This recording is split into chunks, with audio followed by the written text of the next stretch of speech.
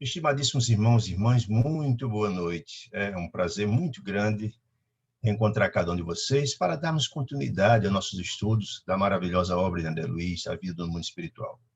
Lembremos que estamos estudando a obra número 3, Os Missionários da Luz. E hoje nós vamos estudar o capítulo número 11, denominado Intercessão. Só lembrando que no último nosso estudo foi o do 10, e era a respeito da forma de mediunidade mais complexa, que é das materializações, com ensinos muito interessantes, né? E hoje nós vamos falar sobre as intercessões. E as intercessões são muitas das vezes as preces que fazemos a Deus, às entidades venerandas, não só em benefício de nós próprios, mas também em benefício de terceiros, né? Então, as intercessões, que nós vamos estudar hoje, são os desdobramentos, digamos assim, das preces que solicitamos a Deus de ajuda a nós, ou a outra, né? Então, nos diz assim André Luiz, no começo, a sua narrativa do capítulo 11, diz ele assim: certa noite, fim da dissertação que Alexandre consagrava aos companheiros terrenos, foi meu orientador, que é Alexandre, que é o orientador de André Luiz nessa obra, né? Foi procurado por duas senhoras. E aí, de pronto, já tem uma informação assim muito interessante. Lembremos que no capítulo 9, André Luiz nos fala de que André Luiz ministrava um curso para espíritos encarnados, estudiosos, diz ele, espiritualistas, ou seja, aqueles que acreditam que a vida do corpo, o corpo e o espírito são duas coisas distintas, né? Para esse grupo de companheiros encarnados em desdobramento no sono, portanto, esse curso era feito. E ele está nos dizendo aqui que depois que, numa dessas aulas que Alexandre estava ministrando, foi procurado por duas senhoras, em espírito, em desdobramentos, lá no local onde o curso estava sendo realizado. Certamente, já digo aqui de pronto, que essas duas senhoras procuraram André Luiz já como desdobramento de uma prece, ou seja, do pedido de intercessão que nós vamos estudar logo mais. Então, essas duas senhoras compareceram lá, em desdobramento. Segundo ele, eram duas senhoras, uma das tais, uma mais velha, parecia ser um espírito mais elevado, porque estava envolta em luz, né? E era uma pessoa estimada, amiga, querida do instrutor Alexandre, né? E uma outra senhora, que também comparecia na companhia dela, né? Mas essa já mais amargurada, em círculos escuros, não tinha a mesma elevação espiritual do que a primeira senhora. E essa segunda senhora estava profundamente amargurada, angustiada, o semblante dela denunciava isso. Então, a primeira senhora, que tinha amizade e era querida de Alexandre, disse: "Ó, meu amigo, trago-lhe a minha prima Esther", era o nome da segunda senhora, que estava angustiada, "que perdeu o esposo em dolorosas circunstâncias", disse ela. Ou seja, está claro que a Esther fez uma prece em rogativa a Deus, pedindo consolações para suas dores, para seus sofrimentos. E ali já era o desdobramento da sua prece. Então, ela disse: "Olha", disse então essa senhora, "Alexandre, viemos pedir ajuda, sua ajuda, para os nossos pesares terrestres", disse ela. "Se houver algum absurdo no nosso pedido, me perdoe, porque nós somos mulheres humanas, sofridas", disse ela. "Desculpa trazer a você problemas tristes", disse a senhora. E ela, que era muito querida de Alexandre, de nome Etelvina, essa senhora mais evoluída, ela disse: "Etelvina, minha querida amiga, toda dor", disse ele, "toda dor, toda dor sincera é digna de amparo, ou seja, de assistência, de socorro", disse ele. Disse: "Olha, não só há sofrimento para os encarnados", disse Alexandre. "Aqui no mundo espiritual também tem muito sofrimento", disse ele. "Entretanto, estamos prontos para a cooperação legítima naquilo que for possível", disse ele. Elas duas se sentiram aliviadas com a acolhida amorosa de Alexandre ao pleito delas, né? E Dona Etelvina, então, ficou feliz e começou, então, a relatar as dores da segunda senhora que vem com ela, de nome Esther. Disse: "Olha, Esther casaras fazia 12 anos", disse ela, "com o segundo noivo, porque o primeiro noivo, ao qual ela muito amara, suicidara-se misteriosamente, né? No começo, ela ficou muito abatida, preocupou-se muito pela atitude de Noé, que era o primeiro noivo dela, que ela muito amava, né? Mas o segundo companheiro, denominado devotamente Raul, que foi quem efetivamente casou com ela, né? Devotamente de Raul, o esposo que Deus lhe enviou, né? Desfez as mágoas delas com o suicídio do primeiro noivo, se casaram, tiveram 3 filhinhos, etc. Entretanto, Raul, o esposo de Esther, não obstante ter 3 filhos, etc., etc., vivia melancólico, triste, ninguém sabia por que razão. Ele nunca chegou a dizer à esposa qual era a razão de sua melancolia, de sua tristeza, né? Sempre via triste, né? Entretanto, disse ela, viu vivendo tudo bem e tal, com as obrigações domésticas. Infelizmente, segundo ela, apareceram inimigos ocultos que subtraíram a felicidade do casal, pois Raul, o esposo dela, foi assassinado inexplicavelmente.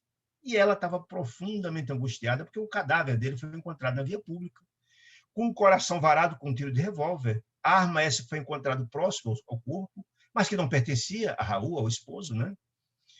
O que estava envolto nesse hediondo crime, disse ela. Segundo ela, olha, os policiais, inclusive, que estavam investigando, acharam que foi suicídio. Achavam suicídio. Mas a esposa tinha convicção que não, porque não tinha sentido o suicídio. Ela acreditava mesmo no assassinato. Por quê? Porque Raul era um homem trabalhador, homem probo, honesto, né? Não tinha razão para suicidar, né? Tudo era favorável a ele, tinha uma família maravilhosa, os recursos financeiros não eram muitos, mas ele era um camarada controlado. Não, ela, esposa Esther, não acreditava de que ele se suicidara, que ele fora vítima de homicídio, disse ela. E Esther, em lágrimas, estava ali ao lado, em lágrimas, inconsolada, pedia, não estava lhe pedindo ao Alexandre para culpar ninguém, não queria se vingar, não, ela queria acalmar seu coração, porque ela estava amargurada, porque, afinal de contas, tinha 3 filhos para criar, tinha uma família, estava numa situação difícil, precisaria encontrar amparo, consolo, para continuar sua jornada. Essa é a grande questão, né? O pedido dela era esse. A prece que ela fez a Deus foi nesse sentido. Ela queria sonhar com o marido, para encontrar com ele em sonho, para que ele pudesse dar notícia, afinal, esclarecer alguma coisa, o que aconteceu, afinal de contas. Porque ela tinha 3 filhos pequenos, 2 tios velhos que moravam com ela, que dependiam dela diretamente, e estava em péssimas condições financeiras com a viuvez inesperada, né? Ele precisava trabalhar. Essa encontrar conforto a seu coração que estava amargurado, porque ela, consolada, equilibrada, poderia ir trabalhar, cuidar da vida, cuidar dos filhos. Essa era a ideia, né? Aí, afinal de contas, ela disse, mas que é mais bondoso, generoso mentor, o que teria acontecido a Raul, afinal de contas? Que triste assassinato, e por quem? Por que razão? Né? Você já viu, a André Luiz constatou que ela estava ali alucinada de dor, inconformada, sofrendo muito, né? E Alexandre, diante daquela situação, assumiu uma atitude paternal para confortar aquela viúva que estava ali desconsolada. Pegou na mão dela e disse, tenha calma, minha amiga, tenha coragem, tenha força, né? É imperioso sindical, é imperioso investigar o que aconteceu. Eu não tenho uma solução para o problema agora, né? Mas vamos investigar com todo carinho e amor e fazer o que é possível para tentar ajudar a senhora, ao seu esposo e sua família. Foi isso que ele se comprometeu. Aí ele disse, olha, disse a ela, volte, já lembra que ela estava em desdobramento, era no do sono. A Alexandre disse, olha, volte para sua casa, descanse sua mente oprimida, busque a oração, o refúgio da fé, confiando em Deus, né? A fé sincera, segundo ele, traz grandes benefícios, né? Nós vamos ver o que é possível fazer no campo de informações para tentar localizar o seu esposo, ajudá-lo naquilo que for possível, e também a senhora, já que a senhora está pedindo socorro, está se querendo se conformar, nós vamos fazer tudo o que for possível, né? Aí duas se despediram de Alexandre, gratas por ter sido acolhido com tanto carinho por ele, né?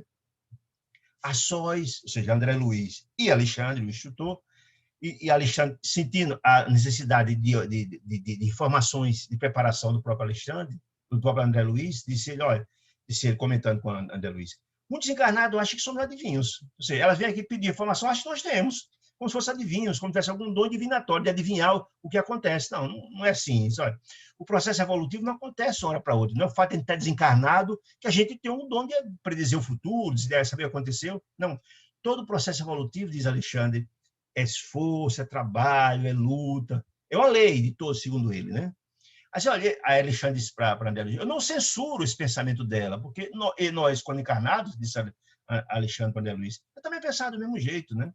Bom, diante dessas circunstâncias, nós precisamos, amanhã, já que era noite, né? Amanhã começar, então, as investigações para poder ajudar esse pedido de intercessão, vamos cair em campo e ver o que a gente pode fazer. Não só para ajudar o esposo dela e também a ela. O começo é visitar a casa da viúva, ver em que situação se instalar a situação, e lá é o ponto de início para começar as investigações, segundo ele. André Luiz disse, então, escuta, mas como? Não era mais interessante buscar diretamente o desencarnado, o Raul? Conversar com ele, saber o que aconteceu? Depois de ouvi-lo, diz André Luiz, depois de ouvir Raul, a gente, depois de ajudar ele, a gente pode ver o que ele pode fazer pela viúva. Aí Alexandre, muito sábio, disse, olha, esse era o campo mais fácil, esse era o método mais fácil.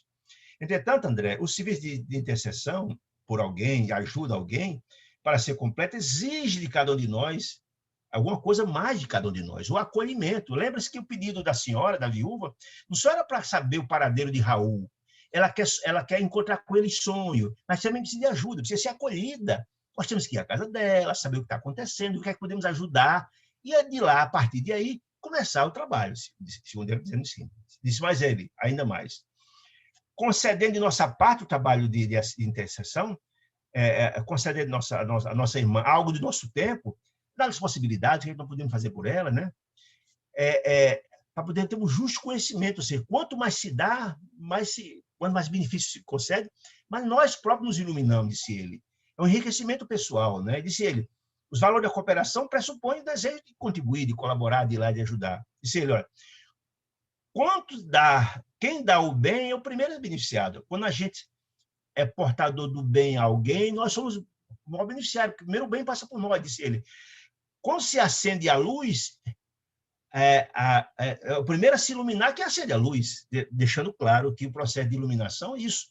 Quando a gente ajuda alguém, nós também nos beneficiamos com isso.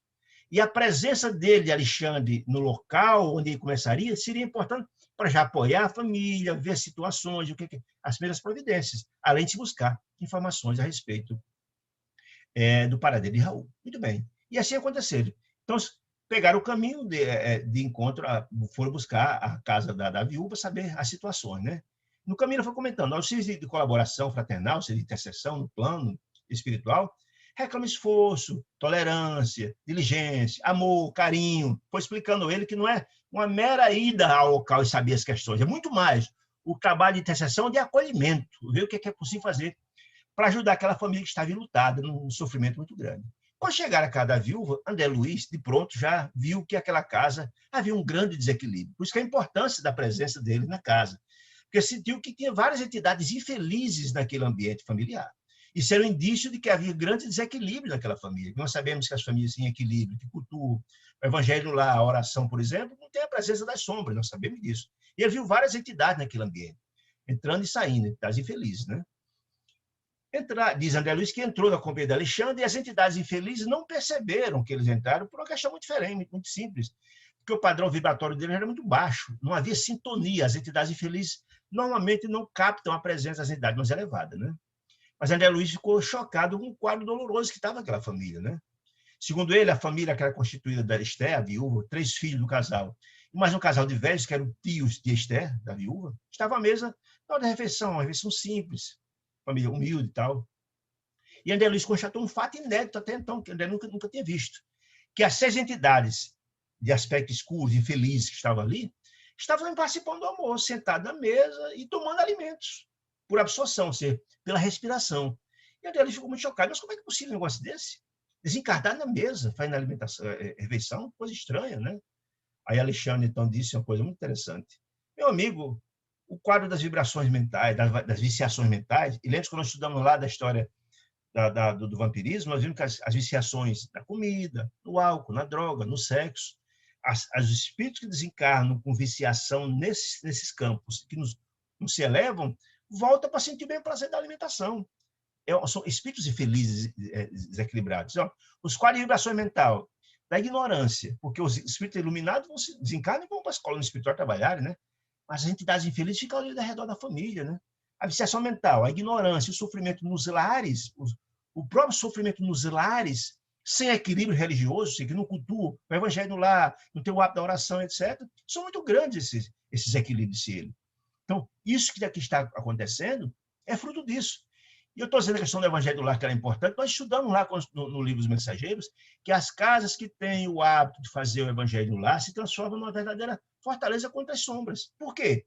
Porque o hábito de fazer o evangelho lá é designado à equipe espiritual para assistir aquele trabalho, e aquela casa se transforma numa espécie de uma enfermaria espiritual, onde na hora do evangelho, na hora das orações, das vibrações boas, as entidades infelizes são trazidas para serem tratadas pelas entidades das luzes.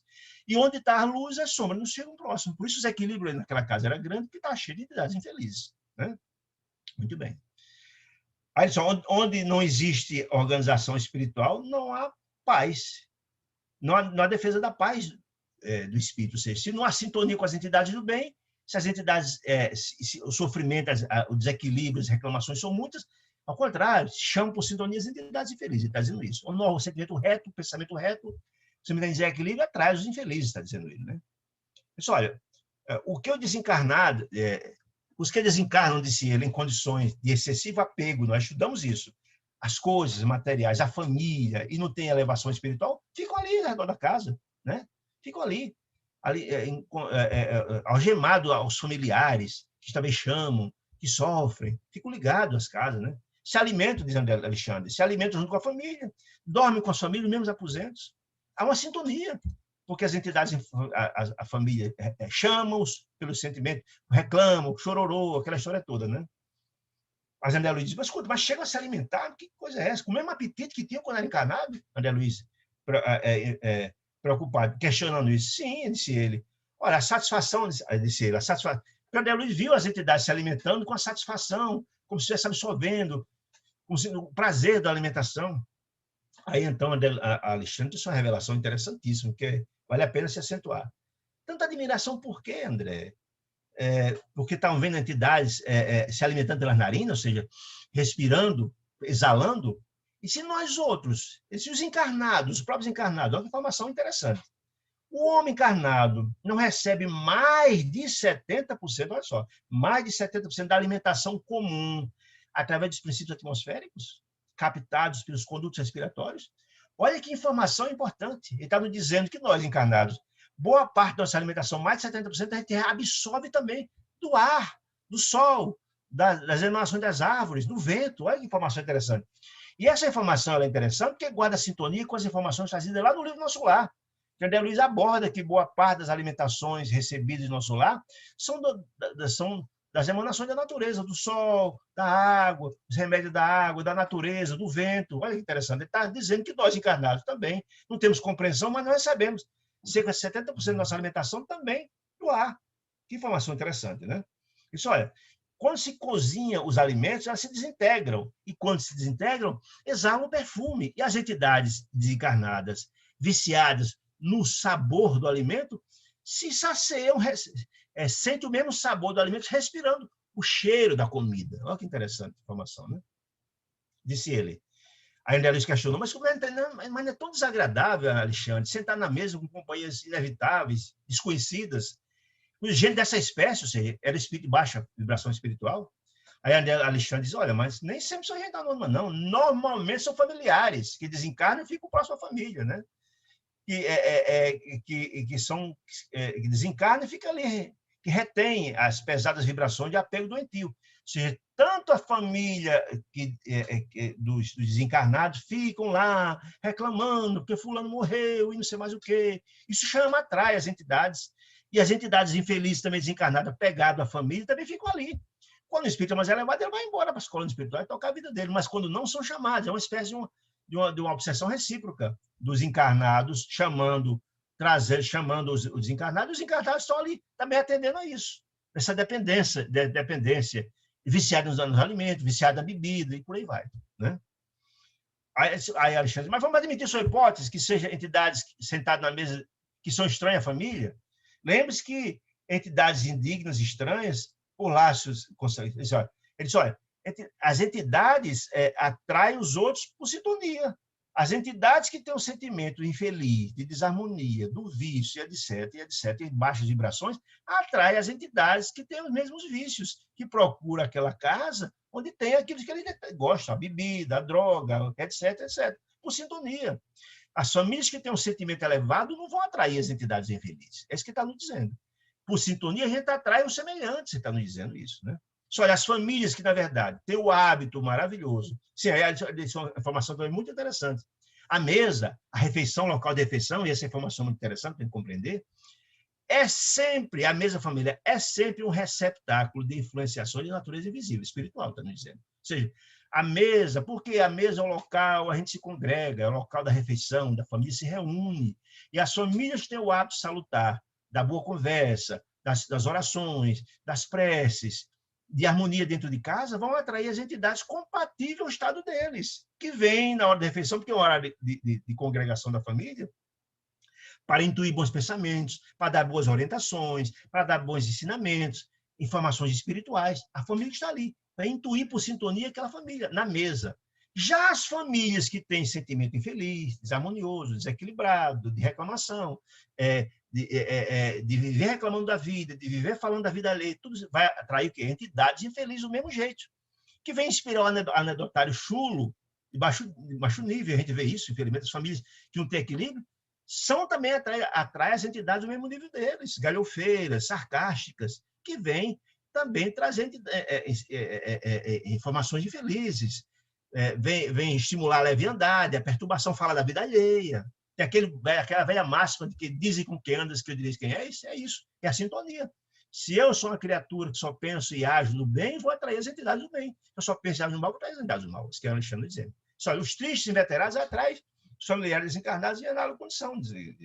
E o vampirismo recíproco, isso que acontece aqui, eu espero vampirismo recíproco, ou seja, uma dupla obsessão. Os encarnados chamam as entidades infelizes, os infelizes também. É uma obsessão dupla nesse caso, né? André Luiz então aguçou o seu ouvido, o pessoal ouvia a conversa para saber o que estava atraindo aquelas entidades infelizes. E uma velha tia de Esther começou a falar dos seus sofrimentos. Nunca pensei que viria a sofrer tanto de ser nesse mundo, queixando-se amargamente. A velha história da Cinda, coitadinha, coitadinha de mim, a gente escuta muito isso, né? Agostinho e eu trabalhamos tanto na mocidade, diz ela, e agora chegamos à velhice, sem recursos para enfrentar a vida, sobrecarregando a pobre viúva, que doloroso destino, reclamando da vida, etc, etc. Né? E começou a choramingar, a chorar, né? E o ancião, o tio de Esther, isso era tia. O tio foi no mesmo caminho. Que vida tão amargurosa, disse ele. Jamais esperei uma velhice tão escura, reclamando. Em vez de estarem reclamando, devia estar agradecidos eles dois por estarem sendo acolhidos por uma família, porque muitos terminam nos abrigos idosos, sem alimentos, estavam acolhidos, sendo alimentados. Em vez de agradecer a Deus por isso, estavam reclamando da vida. Né? Por isso que atraiu as entidades infelizes que estavam ali daquele lado. Era eles dois que estavam atraindo as entidades infelizes. Né? As entidades infelizes, de túnica escura, também ficaram comovidas com a reclamação dos deles, e se abraçavam com eles, com os velhos, etc, etc. Já a viúva Esther tinha um outro pensamento, um sentimento diferente. Ela disse, todavia, disse ela, a viúva disse, todavia, embora tristonha, ela estava resignada, a Esther. Depois do encontro que teve na noite anterior, com André Luiz, na companhia de Etelvina, da tia dela, estava resignada, já estava com um pensamento diferente dos velhos choromigões reclamando. De fato, nossas provações têm sido muito cruéis, disse ela. Entretanto, devemos confiar em Deus, que as coisas vão melhorar, vão mudar. Há uma diferença. Ela tinha um sentimento diferente dos velhos, né? dos velhos pais dela. Né? Alexandre, que estava no local com André Luiz, vendo já a atitude diferente da viúva, e já como desdobramento do contato que teve com ela na noite anterior, fixou nela toda a sua atenção. Ele mandou para ela sentimentos do bem, fortalecendo-a com seu magnetismo. Né? E notei que a alma da viúva se fizera disposição singular. Ela percebeu as energias da presença de André Luiz e Vicente, e André Luiz e Alexandre, né?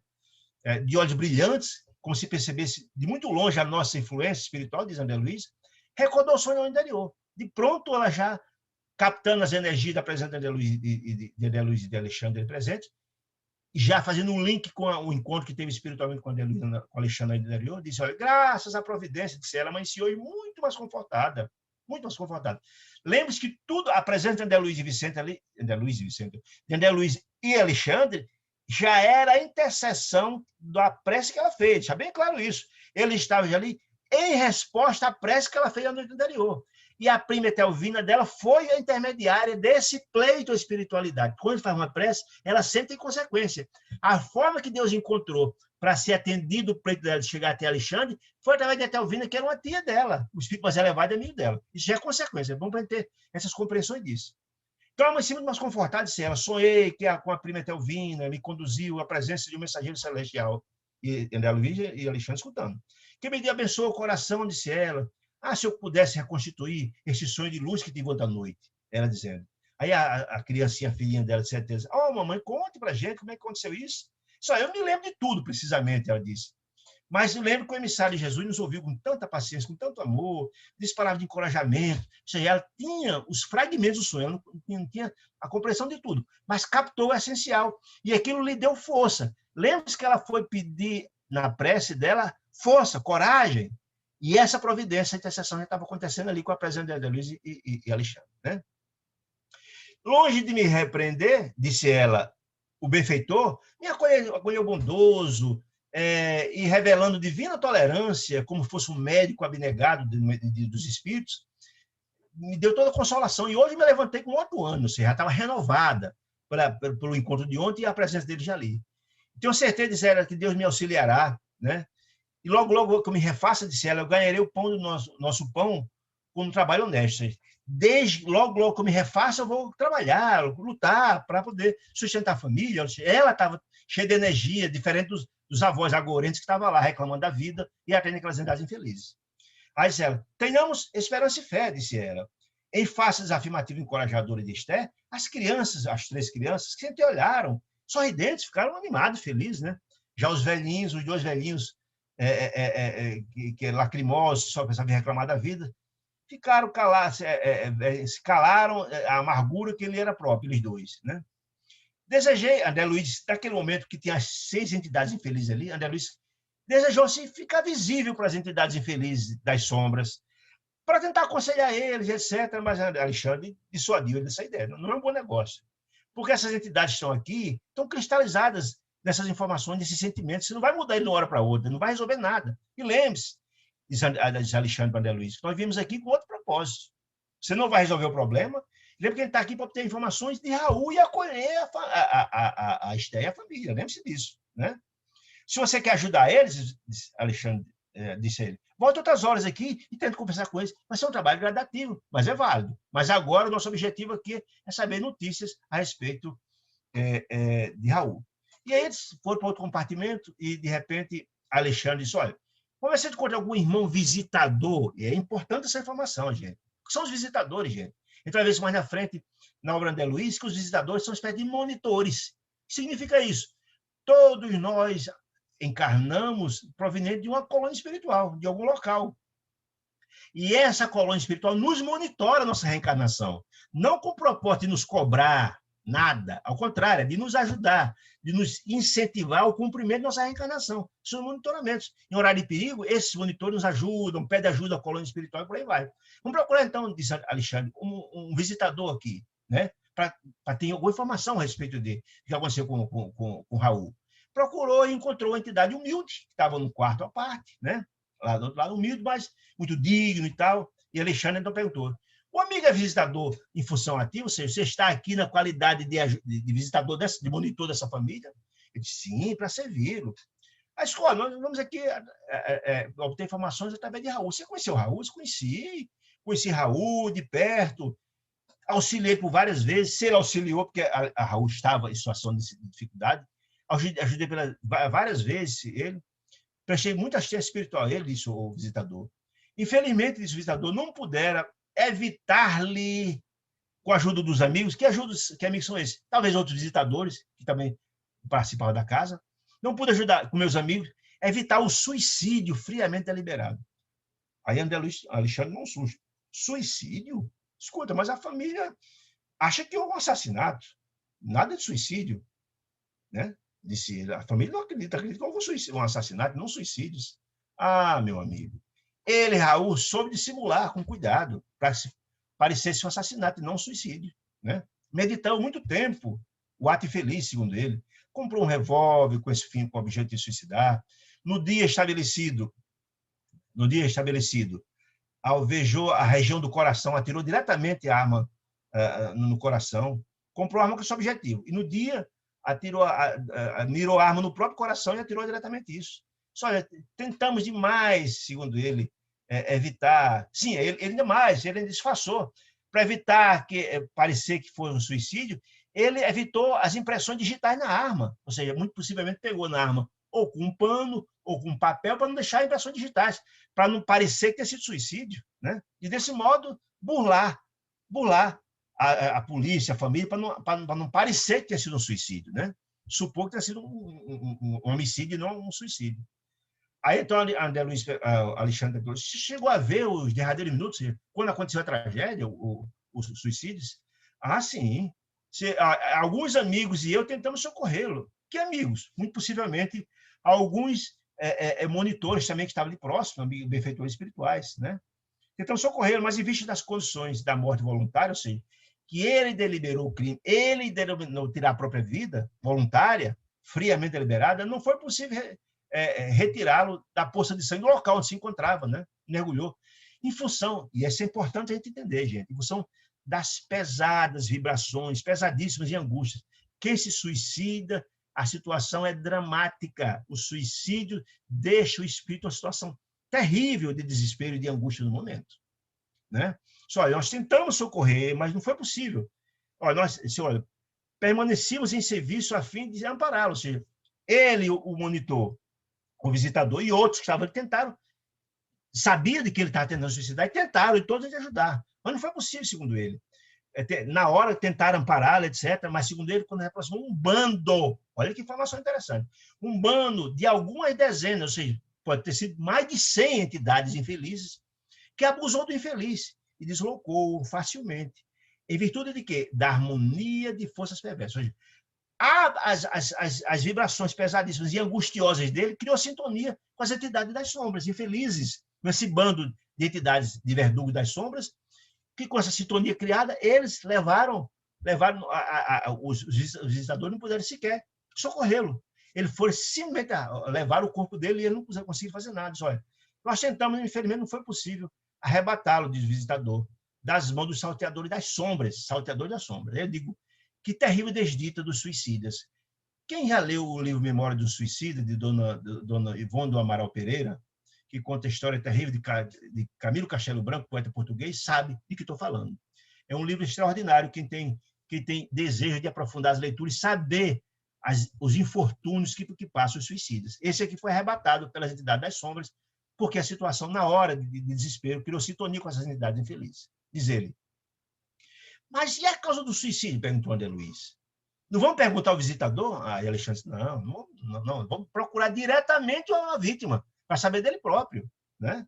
Mas aí André Luiz ficou cheio de interrogações na cabeça. Escuta, que história é essa de bando? Quem são eles? Aí Alexandre disse, Alexandre ficou muito preocupado quando soube que ele estava de posse desses bandos, que são dos vampiros, né? Infelizes. Aí Alexandre começou a explicar a André Luiz quem seria isso. O bando se refere o informante, é uma multidão de entidades delinquentes dedicadas à prática do mal, né?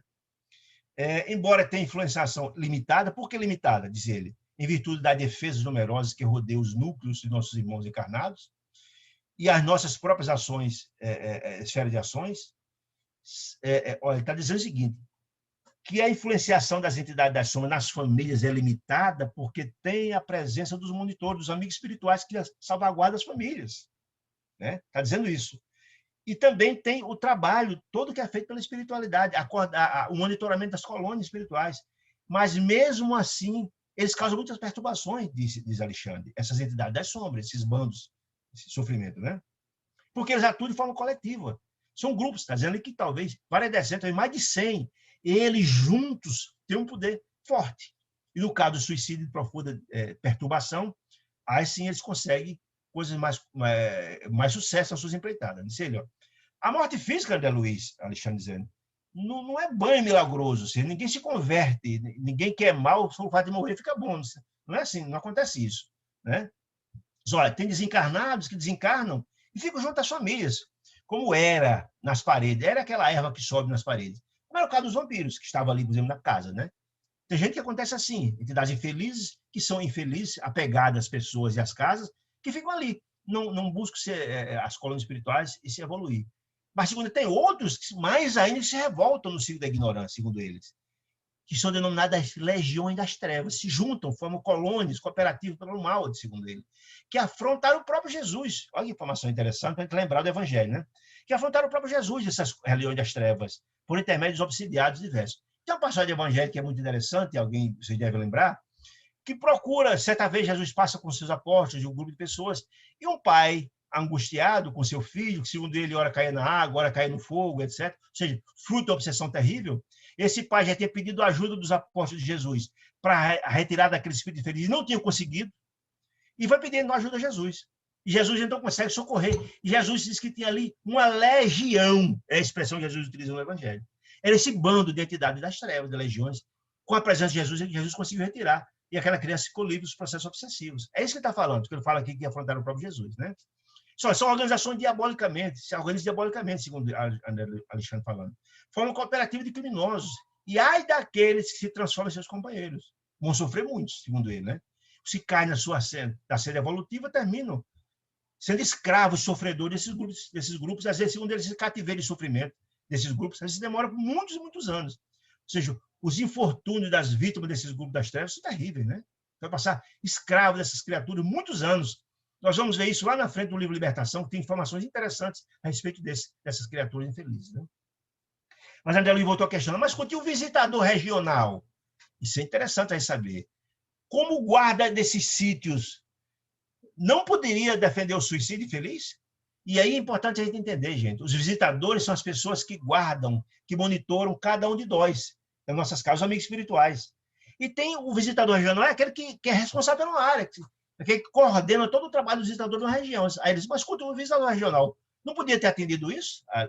A André Luiz trazendo essa informação. E eu lembro que lá no livro Mensageiros, nós devemos nos lembrar, que quando André Luiz se encontrava no Evangelho Rural, né, na casa lá na região rural, na companhia do instrutor, etc., estava lá descansando, refazendo as energias, e aconteceu uma confusão na área rural. Ele era André Luiz, Anicete e Vicente, estavam descansando, viu aquele barulho, e tinha uma estrada lá próximo, em que um pobre do carroceiro tinha levado um coice terrível de animal. Quem lembra do mensageiro deve lembrar do que eu estou falando. E então, o responsável da área foi questionar o responsável pela estrada. Mas como é que você deixou isso acontecer? Ou seja, o chefe daquelas pessoas. É a mesma coisa aqui. É a mesma ideia. Ou seja, tem os visitadores, tem os chefes dos visitadores. É a mesma ideia lá. Aí Alexandre traz uma informação interessantíssima. Aí Alexandre disse, olha, se Raul tivesse sido assassinado, era uma coisa, na qualidade de vítima. Porque o homem que é assassinado, segundo ele, segrega, olha que informação interessante, segrega determinadas correntes de forças magnéticas suscetíveis de pô-la em contato com os missionários de auxílio. Ou seja, o auxílio chega de pronto que ele segrega essas forças magnéticas.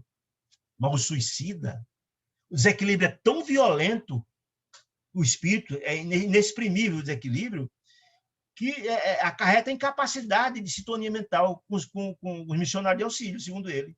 Não tem como. Porque o desequilíbrio é tanto que ele não segrega isso. O desequilíbrio é imenso, né? Aí André Luiz ainda questionando, mas continua os sentinelas espirituais, não podia ter socorrido independentemente disso? André Luiz questionando, né?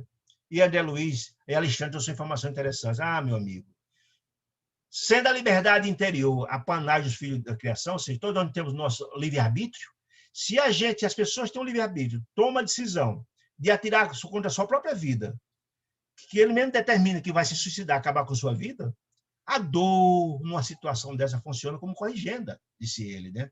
A velha ideia de que a dor ensina a gemer, que a própria dor vai funcionar como um processo de renovação dele. Quer dizer, a quem passou o desequilíbrio é tanto, e a dor também funciona como um processo de reparação, um processo de despertamento dessa criatura. E André Luiz não questionou, mas escuta, mesmo os maus, que parecem felizes com a própria maldade, questionando o grupo das entidades das sombras, né? E Alexandre, enquanto dizer, olha, sofredores perversos e endurecidos em todos os tempos, esses são aqueles endurecidos de todos os tempos, segundo ele, que têm compreensão, reconhecem que estão em decadência espiritual, mas criam uma crosta tão perigosa de insensibilidade em torno do seu coração, tão envolto no mal, disse ele, que essa revolta venenosa no coração deles atiram na onda toda do crime, segundo eles, até que novo raio de luz desabroche em sua consciência. Ou seja, quando cansarem de sofrer, traduzindo, quando cansarem de sofrer, rogarão ao Pai socorro, e como filho de Deus sempre serão assistidos. Nós vemos isso o tempo todo ao estudar a doutrina espírita, né? Muito interessante. Feitas essas informações, porque lembra que André Luiz, o objetivo inicial, e Alexandre era descobrir o paradeiro de Raul, com as informações de visitadores, falando que ele foi recolhido pelo bando de entidade das trevas.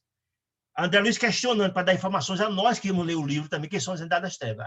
Alexandre explicou tudo. Bom, diante dessas explicações, já sabemos que eles estão, vamos agora atrás dele, atrás de Raul. Porque lembra, nós somos em intercessão, nós estamos sendo objeto da oração da esposa dele, que pede ajuda, então vamos buscá-lo onde ele estiver.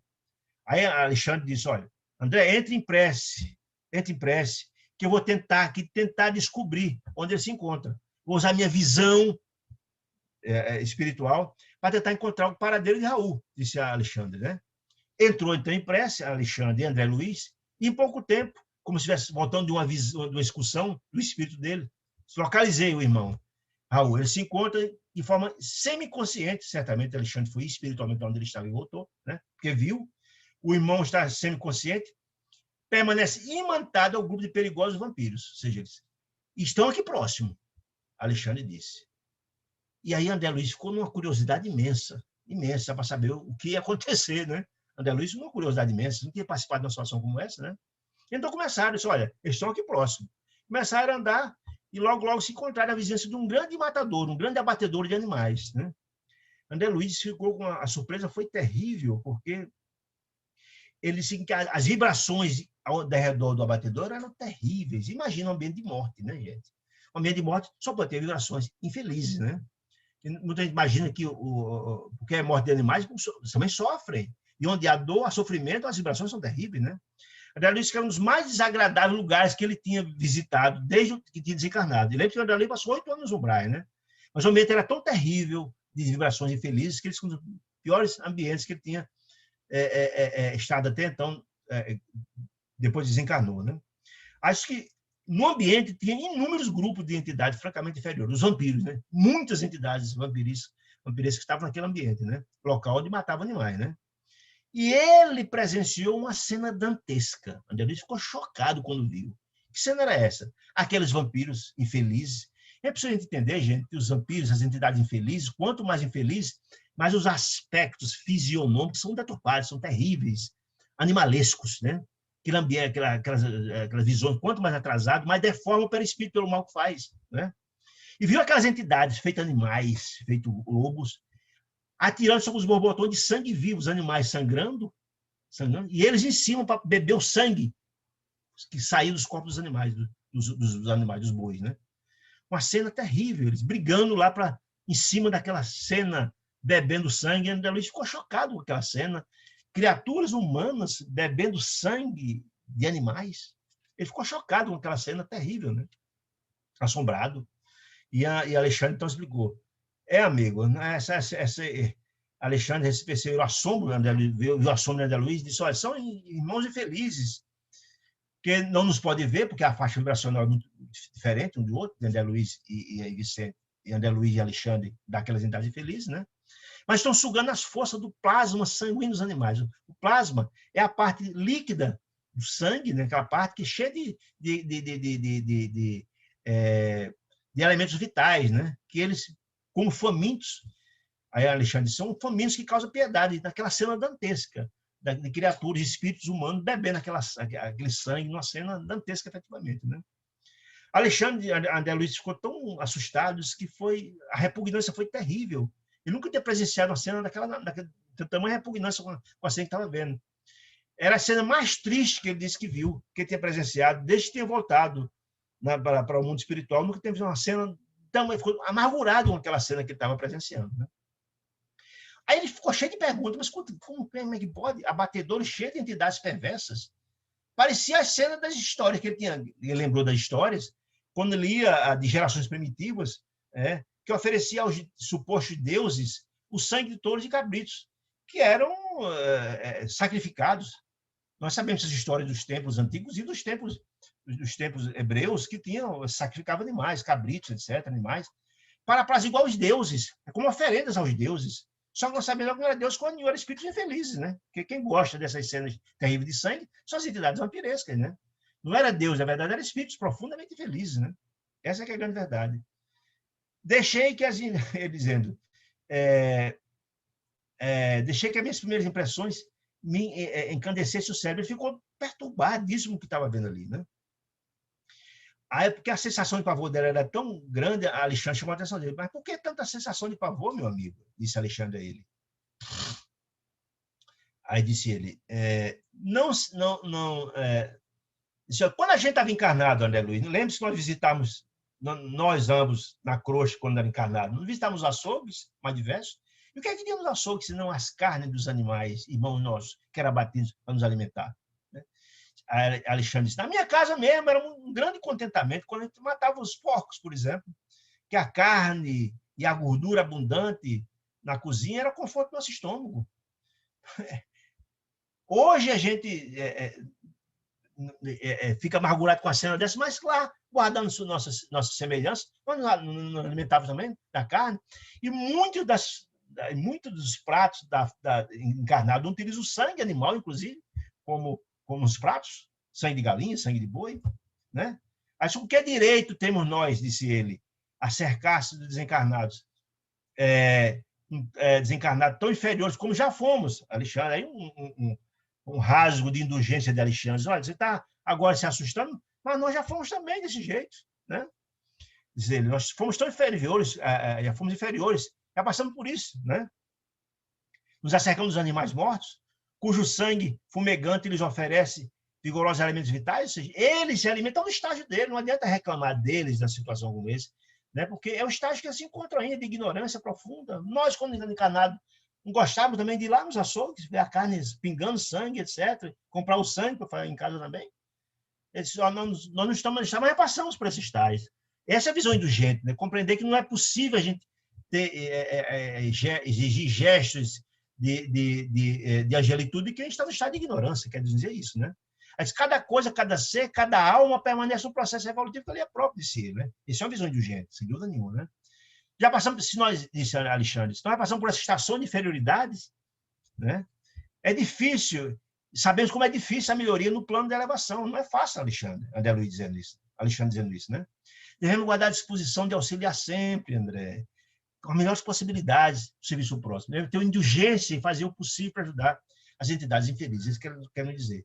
Ou seja, essa chamada de atenção de Alexandre e André Luiz foi importante, porque ele se acalmou, se tranquilizou, etc. Isso, agora vamos o que interessa. Nós estamos aqui para buscar o socorro de Raul, vamos localizá-lo, né? Isso é que importa. Aí ele, segundo viu, dentre as entidades infelizes, viu uma entidade lá vagueando em torno dos vampiros, né?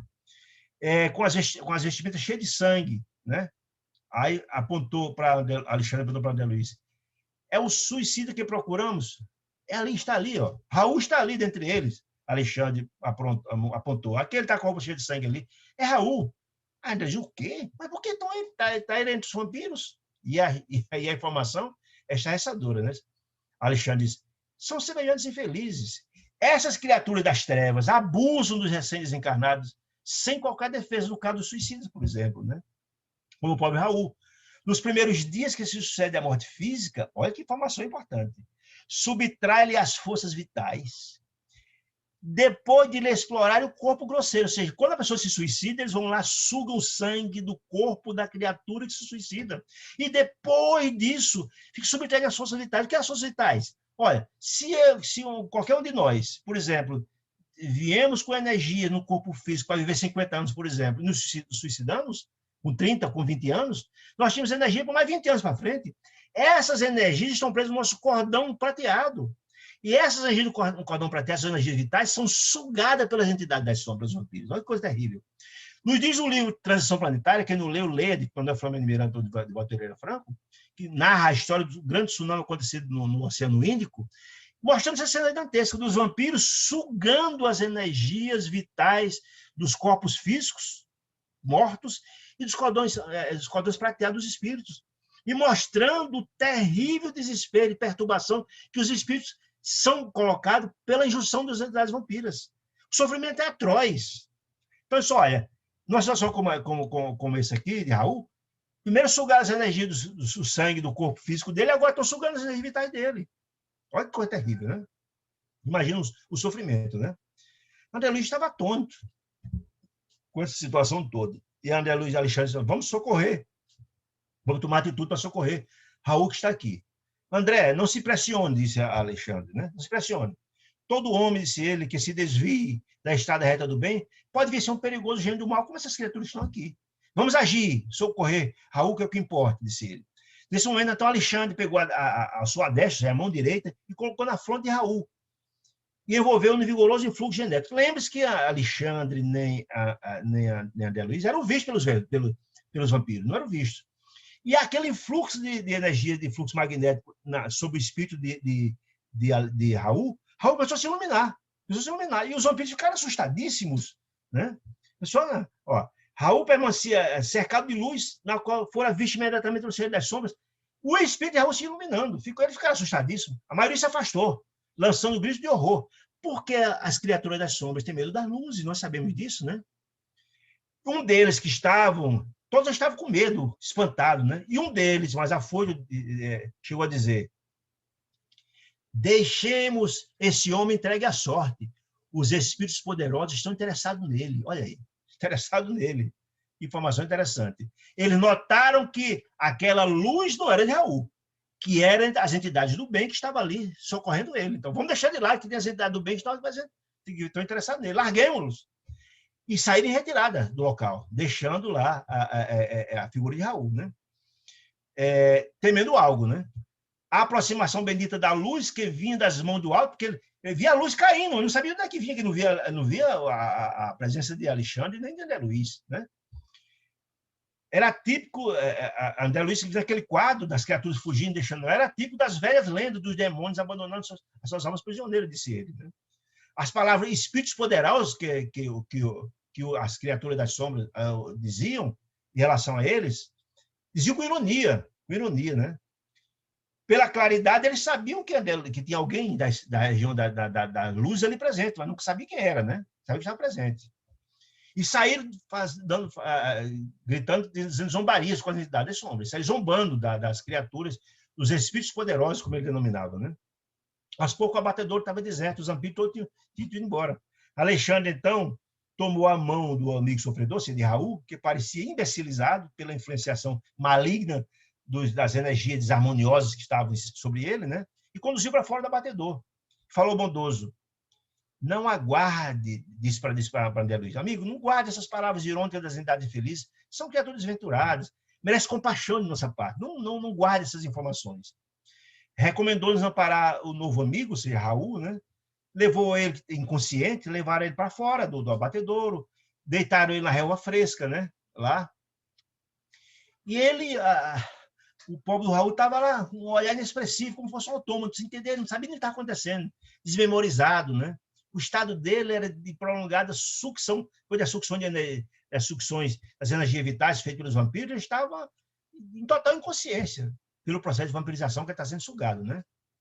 Aí Alexandre começou a explicar: o que você deseja dessa criatura? O magnetismo do mal está igualmente cheio de poder. Ou seja, o magnetismo do mal foi aplicado sobre ele. Ele não tem nem ideia do que aconteceu, não tem nem ideia onde está, nem no que aconteceu. Ele ainda está sobre o império desses magnetismos do mal, né? Momento que aqueles que caem voluntariamente sobre os seus tentáculos, né? Ele está sobre isso. Então, Alexandre começou a falar com o Raul, que estava deitado no chão. Ele disse: irmão Raul, como passa? Eu não sei, nada sei, não tinha nem ideia do que estava acontecendo. Lembra da esposa? Eu disse: não. Aí Alexandre disse: olha, a inconsciência dele é total. Precisamos despertá-lo, ou seja, livrar ele daquelas energias do magnetismo do mal, para despertar, para ter compreensão do que tem acontecido. Em seguida, determinou que Alexandre ficasse ali, foi na vigilância a Raul, que Alexandre iria buscar ajuda, disse ele, para despertar Raul, né? Aí André Luiz questionou: mas quando nós mesmos podemos acordá-lo? Aí Alexandre disse: está na cara que você não tem nenhuma experiência no trabalho de intercessão. Nós precisamos entender que vamos despertar ele, não só para a própria consciência, mas também para a dor. Ele vai ter compreensão de que fora que atirou contra ele, vai ter compreensão disso, ele vai ter compreensão de que desencarnou, o sentimento de culpa, o remorso vai bater, disse ele. Raul regressará ao conhecimento da situação, que até então não tinha conhecimento de nada do que tinha acontecido. Na cabeça dele, ele estava sonhando, né? Sentirá o martírio do peito varado de um projeto, a dor do coração partido, né? Rugirá de angústia em contato com a sobrevivência, porque ele achava que tinha morrido e vai notar que está vivo, que o espírito não morre, vai ter compreensão disso. Que a situação foi criada por ele foi o causador do próprio mal. Ele vai despertar tudo isso, disse ele. Em situações como essa, disse ele, as primeiras impressões são francamente terríveis, disse Alexandre. E escoam-se em algumas horas antes de seguro alívio. As primeiras horas dessa compreensão do que aconteceu trará profundos sofrimentos. Raul, disse ele. Né? Não será simples, porque ele precisa de ajuda, disse ele. Disse Alexandre, né? Muito bem. E outras, como Alexandre disse, como eu e você, André, a gente tem outras obrigações a fazer, vamos deixar os cuidados de uma instituição de socorro aqui dessa região, né? Que precisa sair e tal. Daí a pouco, André Luiz ficou a vigilância em Raul, daqui a pouco Alexandre volta com 2 irmãos. Se prontificaram a conduzir o Raul até uma casa de socorro espiritual localizada naquela região da crosta. Lembra? Que era uma região umbralina, aquela região muito próxima da crosta terrestre, né? Sofrimento muito grande, né? E André Luiz notou que o socorro era precário, porque o trabalho de emergência, o material era rudimentar. E aí, essa informação também é interessante, que a Alexandre vai explicar. Ó, no ciclo de vibrações antagônicas dos habitantes da crosta, naquela região umbralina de sofrimento, não é possível ter uma instituição de auxílio completa, pelas próprias circunstâncias que ali estão. Não dá para ter uma casa com equipamento mais sofisticado, um socorro completo, porque a zona é de profundo confronto e sofrimento, né? O trabalho daquelas regiões é incontestavelmente eficiente. As casas de socorro, e a gente deve lembrar disso, quando estudamos o livro Os Mensageiros, a gente viu que lá no posto de socorro em Campo da Paz, e mesmo as colônias ali próximas, o trabalho era precário, porque é uma região bastante conflituosa, né? Os trabalhos mais requer um tratamento mais elevado era de nosso lar para cima. Lembra que nosso lar é na terceira esfera, é na saída da região do umbral, né? Eles, olha, aqui esse trabalho, essa casa aqui é um hospital volante. Essa informação é interessante, é uma espécie de casa transitória. Quando a gente for estudar esse livro aqui, O Obreiro da Vida Eterna, que é o próximo livro que nós vamos estudar, aqui conta a história da casa transitória Fabiano de Cristo, que é uma espécie de um hospital, que é quase uma nave, que se desloca de um canto para outro, porque o trabalho nessa região é muito difícil de ser feito pelo ataque das criaturas das sombras, né? Disse ele. Muito bem, então levando Raul, colocaram ele no leito-alvo e etc. Quando ele estava lá acolhido no leito do hospital, Alexandre começou a aplicar os passos magnéticos na região da cabeça dele. Daí, então, para quê? Com que propósito? Para livrar ele do magnetismo das entidades das sombras. E aí, quando ele livrou isso, ele despertou. E aí, André Luiz nos conta que o infeliz lançou um grito estentórico e vibrante, dilacerando o coração, ou seja, tomou conhecimento do que efetivamente tinha acontecido. Socorro, eu morro, gritava Raul, em suprema aflição, tentando agora escalar as paredes. Imagina a dor e o sofrimento que ele estava passando. A dor até tentou escalar as paredes, né?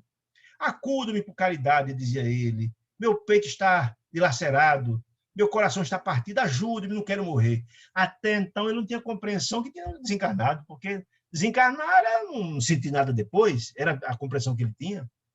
Os enfermeiros ajudaram ele, ele estava tomado de horror, o sofrimento era indefinível, como se tivesse acordado de um pesadelo angustioso, né? Um pesadelo imenso. E começou a bater o remorso, que ele começou a sentir. Esté, começou a chamar a esposa, né? Vem meu auxílio, pelo amor de Deus, socorro meus filhos, ele começou a dizer. Até então não tinha compreensão de ter morrido, né? Achava que estava ainda acidentado, tinha levado um tiro e pedindo socorro, né? Alexandre acercou-se dele paternalmente e disse: Raul, meu amigo, tenha paciência e fé em Deus. Procure enfrentar corajamento essa situação difícil que você mesmo criou. Ou seja, deixando claro que Alexandre sabia que ele tinha tentado contra a própria vida. Mas deixa eu chamar o nome da companheira, da esposa, nem dos filhos amados, disse Alexandre, porque a porta material da sua casa se fechou com seus olhos. Ou seja, você morreu, meu amigo. Colocou ele bem a par dessa situação. Aí disse mais, se você tivesse cultivado o amor cristão, prezado as oportunidades que o Senhor lhe confiou, seria fácil. Se você tivesse sido assassinado, tido morrido normalmente, era fácil de levar você até a sua casa, regressar à sua casa agora, ver seus familiares, seus filhos, mesmo que eles não lhe vissem, mas era possível fazer isso. Mas agora é tarde, você tentou contra a sua vida, na situação que você está, não é possível, né? A situação sua oportunidade com o nome de Raul está finda, você está morto, você se suicidou, essa é a grande verdade. Então, um imenso pavor se estampou no semblante de Raul. Estarei morto, porventura? Não estava acreditando, mas e se eu sinto dor no meu peito? Estou vendo vocês aqui. Isso é morrer? Que absurdo! Ele achava que a morte acabava com tudo, né? Esse é o pensamento dos materialistas, né? Aí Alexandre diz, meu amigo, você não empunhou a arma contra o seu próprio peito? Não localizou o coração com propósito de extinguir sua própria vida? Raul, os homens podem enganar os outros homens, mas não enganam nunca a justiça de Deus. Já claro, né? Para ele entender com toda clareza. Revelando extrema vergonha, porque foi descoberto que tinha suicidado, né? Sendo descoberto. Começou a chorar a ideia. Eu sou desventurado que sou, 1000 vezes infeliz. Caiu a ficha, o remorso bateu para valer, né? Então, depois dessa situação toda que estava acolhido, Alexandre disse para André, vamos, ele está em crise, cuja culminância não cederá de 72 horas desse sofrimento imenso inicial. Depois que se acalmar, a gente volta aqui a vê-lo e ver o que a gente pode fazer para ajudá-lo.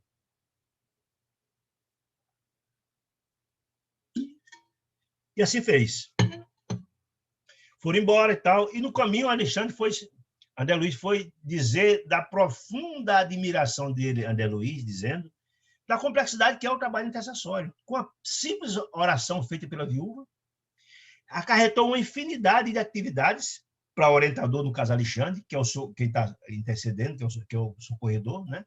E grandes aprendizados para ele, André Luiz, que teria acompanhado aquela situação toda. Ele imaginava como a intercessão, como uma prece desencadeia tantas repercussões. Eu não imaginava isso, né?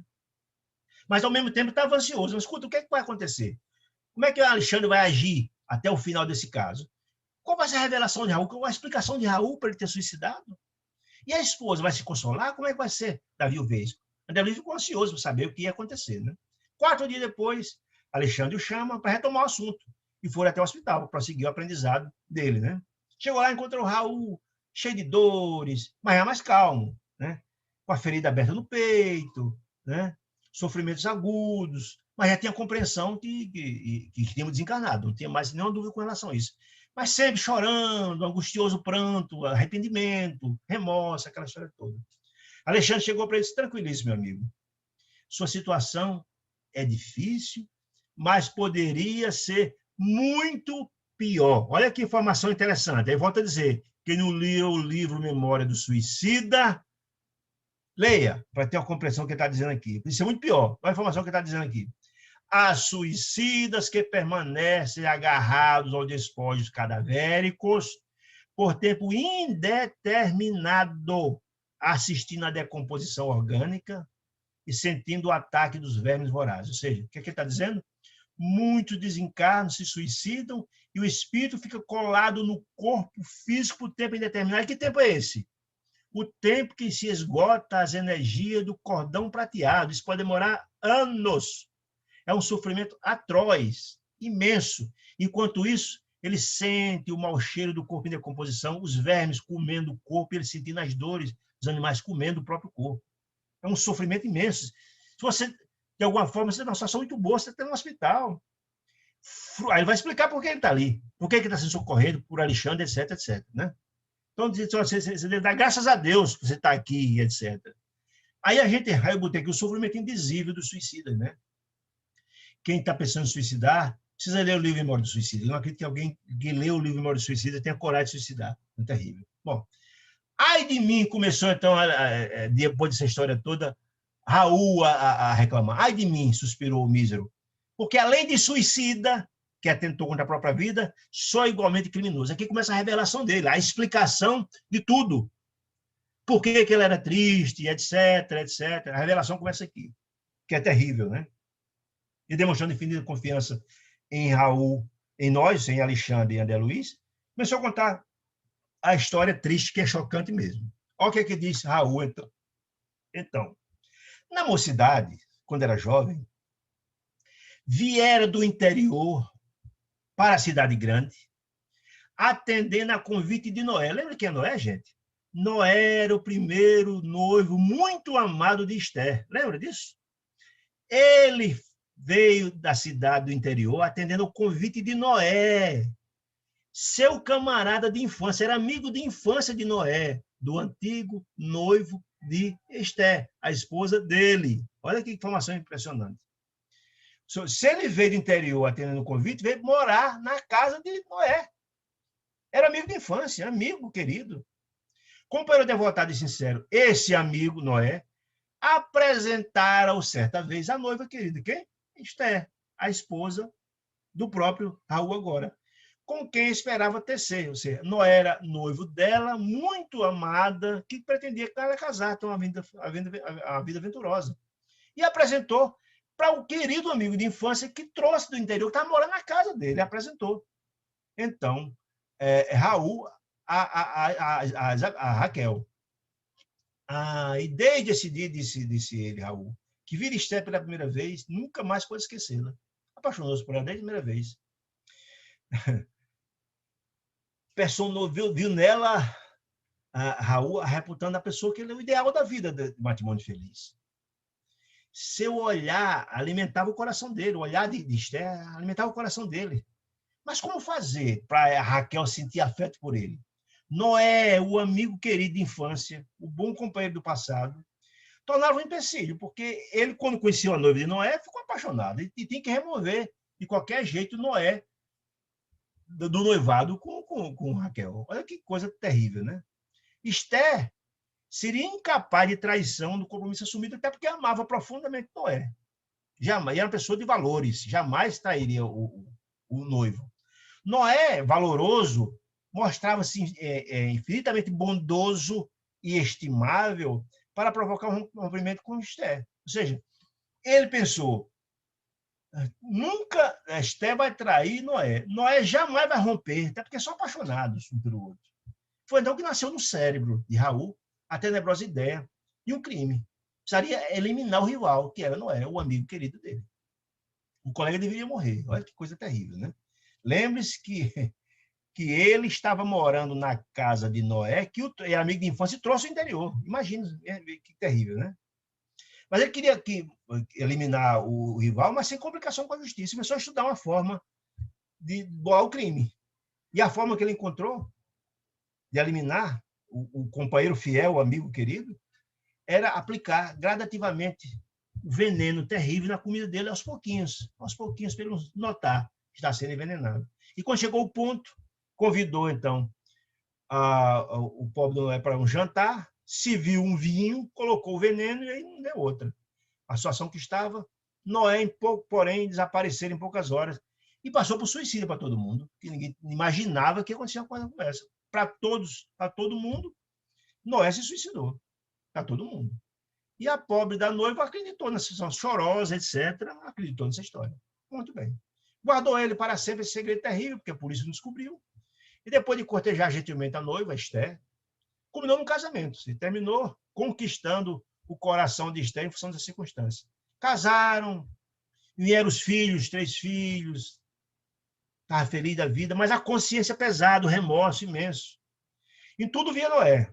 Na cena do lar, via Noé, o espírito de Noé, através da tela mental, nos beijos da esposa, nas carícias dos filhos. Não conseguia afastar a visão implacável, Noé estava sempre presente lá, o espírito dele lá. Não dizia nada, mas estava presente. O remorso aumentou sempre, a mente culpada, né? Aumentou.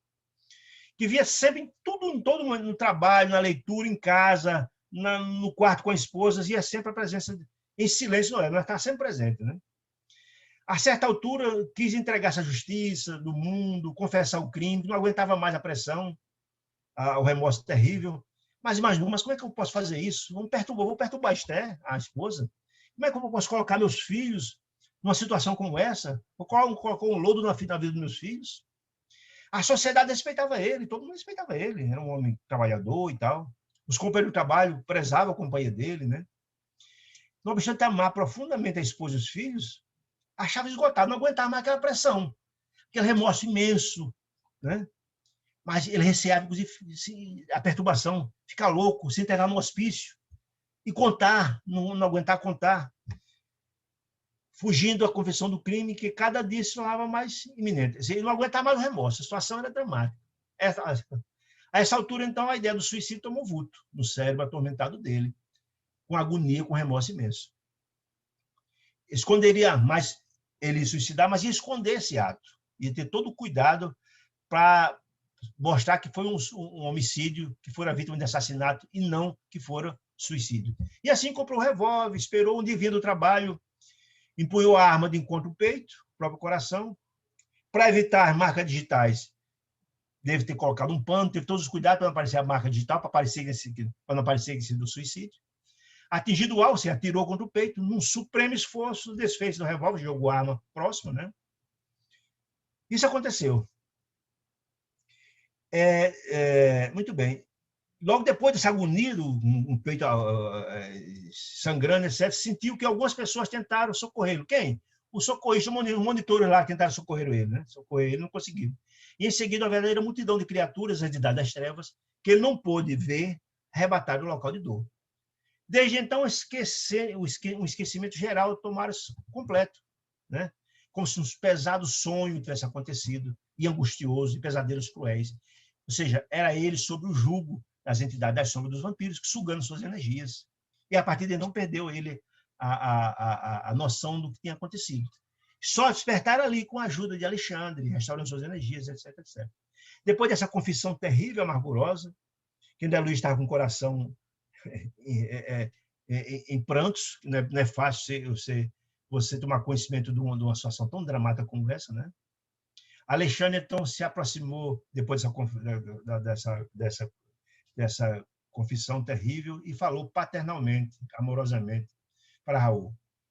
Nos maiores abismos, Raul, há sempre lugar para a esperança. Ele levou a esperança que, não obstante a situação dramática, estava fazendo ele no papel de emissário de Deus, levando, quando nada está perdido, meu amigo. Aconteceu um mal muito grave, que tem sérias consequências, mas tudo se pode se renovar. Você é filho de Deus, nada faltará aos filhos de Deus. Sempre Deus, em nome de Deus, estamos sempre dando-lhe a mão para se soerguer, né? Não se deixe dominar pela ideia da impossibilidade de ser. Pense na renovação. Pense na renovação, Raul. Pense na grandeza de Deus. Transforme o remorso de seu coração em propósito de regeneração, de renovação. Né? Após ligeira pausa, o infeliz, debulhado em pranto, chorando imensamente, Alexandre diz, olha, todos faremos a colheita compatível à semeadura. Nós colhemos e plantamos. Mas aí, numa visão indulgente e maravilhosa de Alexandre, nós também, meu amigo, só você cometeu, nós também cometemos erros. Né? Que hoje aprendemos alguma coisa, se aprendeu alguma coisa hoje, mas já passamos por várias vezes por lições de recomeçar, já cometemos o que não dizer. Então, tenha coragem, tenha calma, tenha fé em Deus, disse ele. Em seguida, vocês, olha, nós estamos aqui atendendo a uma prece de sua esposa. Nós estamos aqui atendendo a uma prece de sua esposa querida, que lhe fez uma prece pedindo a oração, numa oração pedindo ajuda e auxílio. E então, Alexandre deu notícia da esposa, dos filhos, dos tios, falou da saudade de Esther, da ansiedade de vê-lo. Lembra que ela pediu na oração dela, para ser intercessão, na oração dela ela pediu para ver o marido e ter contato com ele, para saber notícias, porque o que ela queria era consolar seu coração, na sua vida. Né? Ela queria vê-lo, nem que fosse um ligeiro minuto de sono, desdobramento físico, desdobramento espiritual. O suicida, ao ouvir isso, Raul, animou-se, né? De repente, meu Deus, que ela pensou em mim, enfim. Né? Mas aí caiu em si. Disse, eu não sou digno do que fiz, que matei Noé, o noivo dela, que me suicidei, não sou digno de ter essa bênção de vê-la, né? Disse mais ele, a minha miséria acentuar-lhe as dores, se ela tomar conhecimento do que aconteceu e tudo, ela ficará muito mais angustiada, não vai resolver o problema dela. E Alexandre interviu e disse, olha, tenha calma, que eu vou solucionar todo o problema. Fique tranquilo que nós vamos dar um jeito de que esse encontro aconteça, que vai ser bom para ela e bom para você também. No pequeno drama da observação, André Luiz ficou impressionado, voltou a falar da beleza e da importância da intercessão, ou seja, de Deus assistindo o homem pelo homem. Alexandre estava em nome de Deus assistindo aquele filho sofredor, em função de uma oração feita pela esposa. Está dizendo, meu Deus, como é complexo as tarefas de intercessão. André Luiz, pensando com ele, como é complicado isso, né? Os nossos companheiros encarnados pedem-nos, disse Alexandre, dizendo para André Luiz, pedem-nos, oram, faz prece, por vezes, determinados trabalhos pedem alguma coisa, né? Muito distante do conhecimento das verdadeiras situações. O que Alexandre está dizendo? Muitas das vezes nós fazemos uma prece pedindo algo e não sabemos os desdobramentos, não sabemos os trabalhos imensos que estão por trás dos desdobramentos de uma prece. E quem está nos dizendo é isso, né? Aí disse Alexandre.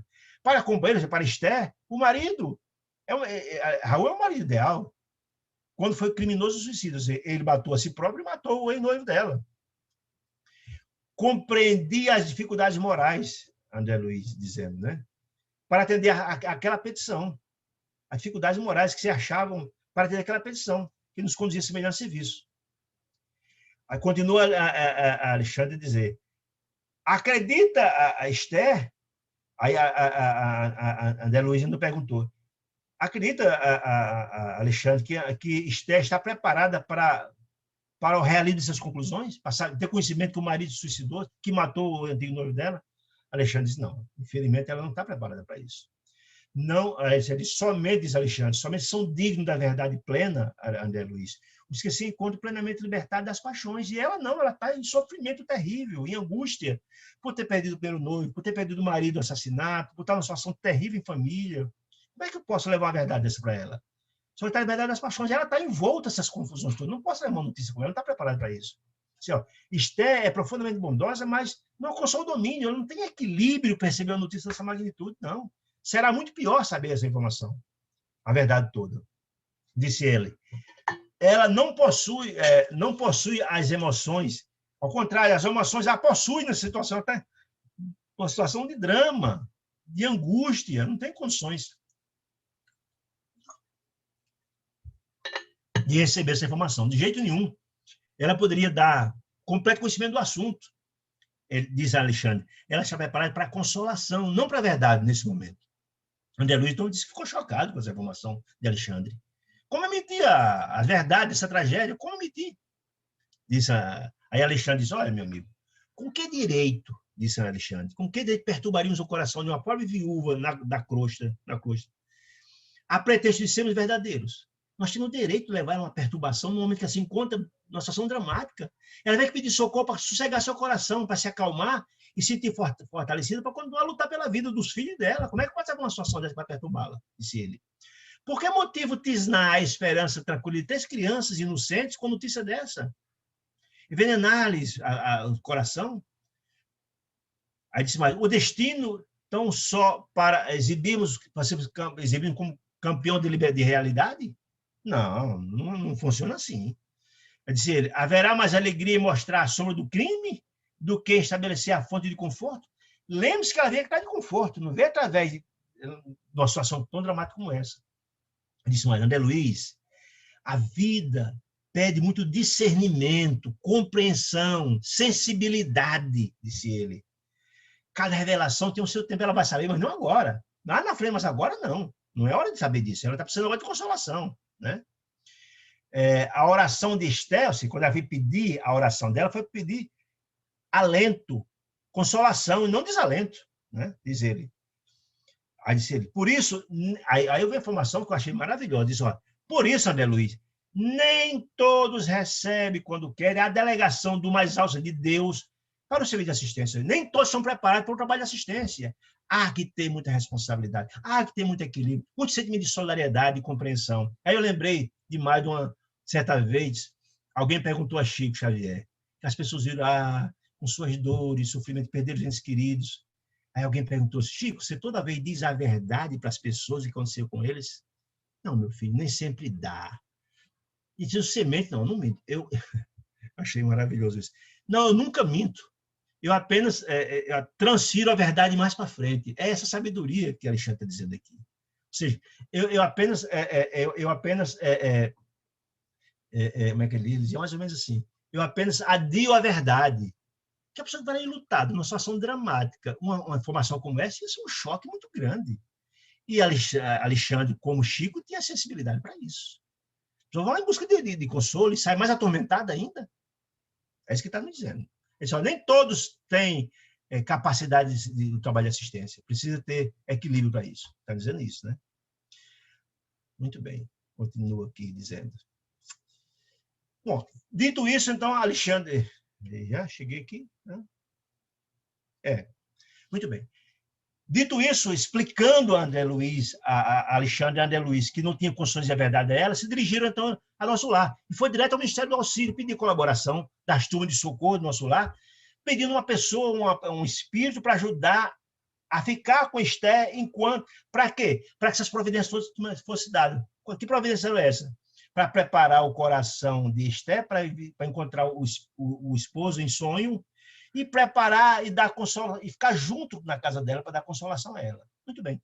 Foi então, escalada o espírito chamado Romualda, traquejada, experiente, para essa missão, que já voltou para a terra na companhia de Alexandre e André Luiz, foi direto para a casa de Esther, onde André Luiz amorosamente passou todas as recomendações para Romualdo, como devia preparar. Né?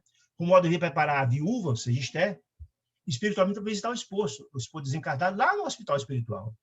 Deveria também demorar-se, essa é a recomendação de Alexandre, demorar-se por 2 semanas junto a Esther, na casa dela, dando força a ela, dando consolação, dando equilíbrio, etc., etc., para só erguer as suas energias psíquicas. Né? E, por fim, a missão era essa, por fim, fazer intercessões para alocá-la no mercado de trabalho, para arranjar um trabalho para ela. E o Espírito também faz isso, gente. É importante isso, né?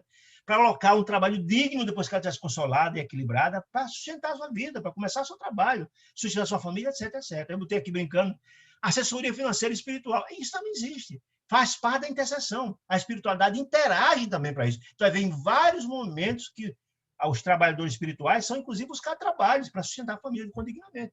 A espiritualidade é Deus agindo, gente, em favor de todos. Muito bem. Recomendou, sim, além desses todos esses providências junto a Romualda, junto a Esther, né? Alexandre, com todo o carinho do mundo, tomou todas as providências junto para esse encontro e começou a trabalhar a cabeça também de Raul para o encontro, para ele estar preparado para isso. Desejou ânimo a Raul, que ele, no dia que se encontrasse com ela, não fizesse queixa nenhuma, mostrasse tranquilidade, para não levar ela a desconforto, desequilíbrio. Como é que ela ia buscar o marido para em busca de consolação, e consolar seu coração com a sua vida? Chegar lá e encontrar ele aflito seria terrível para ele. Para ela, não iria atingir o objetivo. Lembre-se que Alexandre estava ali, a pedido da prece dela, para interceder, para ajudar ela se equilibrar e conseguir trabalho, mas ajudar também a ele, Raul, a se equilibrar e seguir em frente. Então, esse encontro foi muito bem arquitetado, todo com pensamento, com a intercessão de Alexandre. Né? Em seguida, mandou velar a chaga aberta no peito sanguinolento, que está o peito varado com tiro, né? Mandou fazer um curativo, organizar direitinho, para que, na verdade, quando a Esther chegasse, não visse aquele quadro desolador, com o peito estourado, sangrando. Seria uma cena dantesca, né? Não queria ver. A ideia é que ela não visse o sofrimento imenso que Raul estava passando, porque chocaria mais ela, né? O próprio Raul, Alexandre, todo carinho, atendia a ele, orientando ele de todas as maneiras. E Raul também atendia, satisfeito, com todos, reanimado com as explicações, com as instruções de Alexandre, para que tudo desse certo. Tudo pronto. À noite, em desdobramento, o espírito de Esther é levado por Romualdo até o local onde se encontra Alexandre. Alexandre e também Raul. Alexandre, quando ela chega lá, Alexandre toma ela pelo braço e ela, naturalmente, ao ver Alexandre, identifica ele como aquele emissário de Deus que ela foi na companhia de Etelvina pedir socorro, identifica, fica muito feliz quando encontra com ele, se sente muito à vontade, né? E Raul e Alexandre pegam ela pelo braço e leva até onde está a figura onde está Raul, deitado no leito, etc, etc. Quando ela vê Raul, e foi aquela cena profundamente emocionante. Raul, gritou a viúva, desolada, quando vê ele, né? Aquele tom de voz doloroso, como alguém que se encontra, alguém depois de uma situação como essa. Né? A comoção era imensa, né, André Luiz dizendo. É uma cena de muita emoção, etc. Ela quis proceder falando, mas a emoção foi tanta que ela só se ajoelhou diante dele, né? E junto do leito da esposa começou a soluçar, chorando. Né?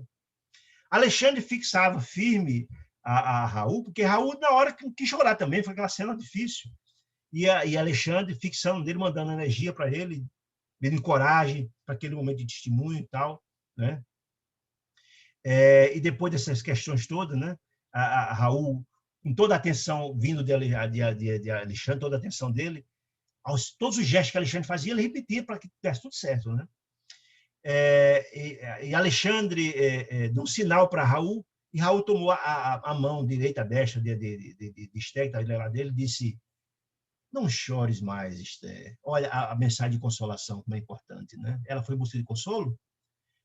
Não chores mais, Esther. Tudo, essa mensagem toda cifrada na mente de Alexandre, passando para a mente de Raul. Não chore mais, Esther. Tem confiança em Deus, minha filha. Vela pelos nossos filhinhos e ajuda-me com a tua fé. Olha aí, se ela foi buscar ajuda, foi buscar, dizendo, olha, você estando bem, além de ajudar você e nossos filhos, me ajuda também. Vou indo muito bem. Olha a mensagem dele. Vou indo muito bem. Ela, que foi muito angustiada com a situação do marido, uma mensagem dessa já se mostrou mais tranquila, né?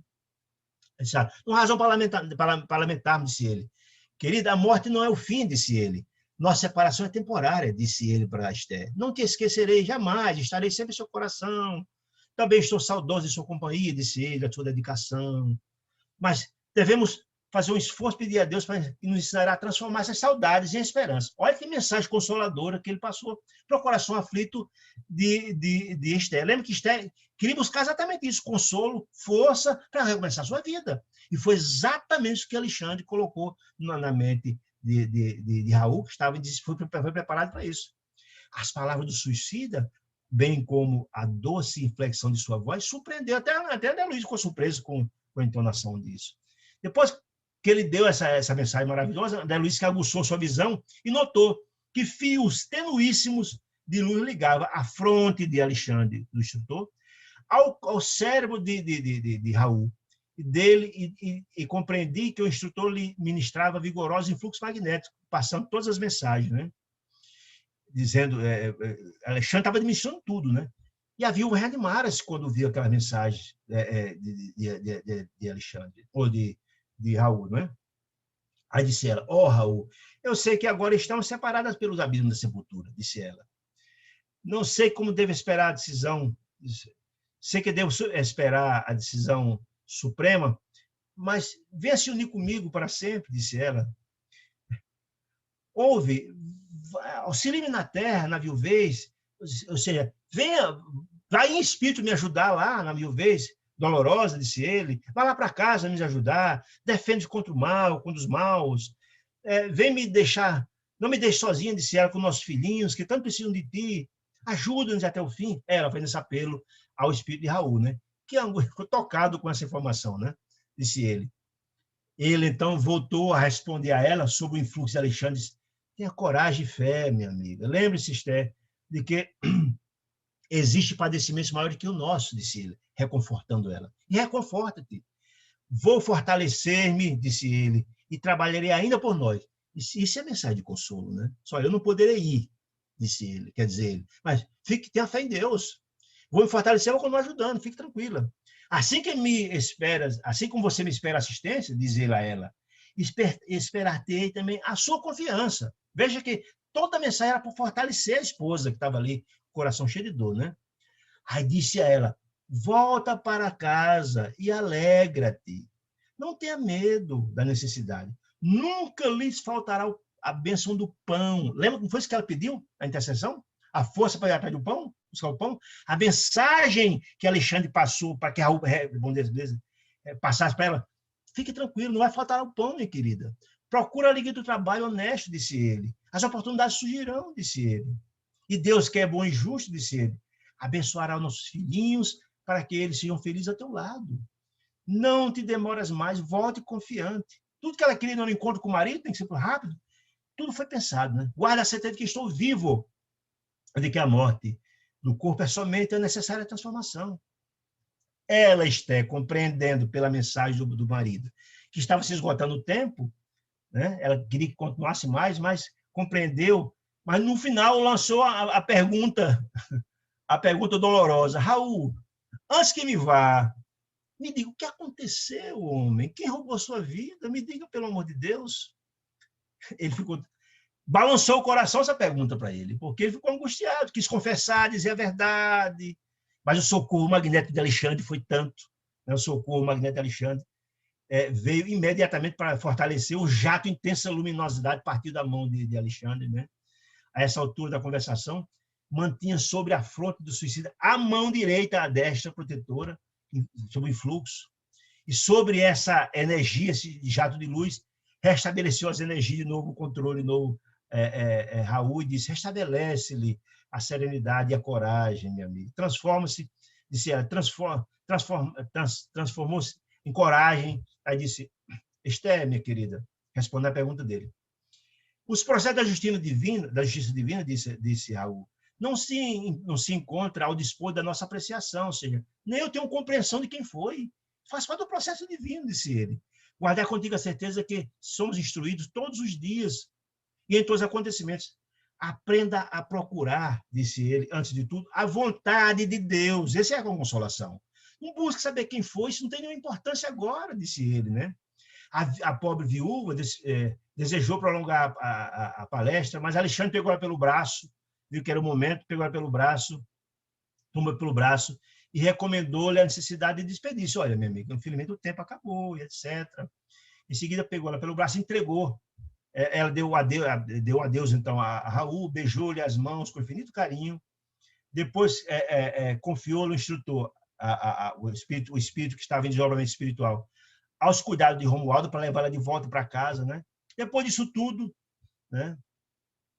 Não consegui ocultar, voltou de novo André Luiz a falar de sua imensa admiração pelo trabalho de intercessão. Como aquela oração, aquela prece desdobrou em tantas ações, né? Não consegui ocultar a minha enorme admiração por semelhante serviço de assistência, disse ele. Aí Alexandre disse a André Luiz, meu amigo, o trabalho de socorro pede muito esforço e devotamento fraterno. É amor puro, amor, renúncia, carinho. É um trabalho que é feito em nome do Pai, com muito carinho e amor, né? Muito bem. Não podemos esquecer, disse Alexandre, que Raul e Esther são dois enfermos espirituais. Estão aí nessa situação. E nessa condição requer muita compreensão, tanto um quanto o outro, né?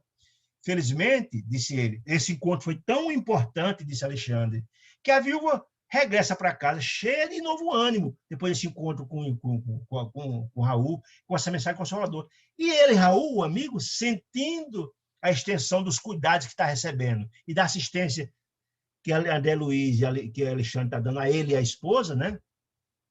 Mas também deve ficar muito fortalecido, que está sendo objeto, e notando por si mesmo quando pode auxiliar a companheira encarnada, se ele estiver equilibrado e harmonizado, dá-se a pressa, Raul, em criar novas expressões de estímulos e energias ao próprio coração. Ou seja, ele está estimulado a continuar lutando para se renovar, se transformar e continuar sua jornada, pagar suas dívidas, e, ao mesmo tempo, estimulou a esposa. Essa assistência sendo feita nas duas frentes. Assistindo a Raul para continuar se motivando a se renovar, e a esposa que volta para casa tranquila e harmoniosa para seguir sua vida, trabalhar e cuidar da família, né?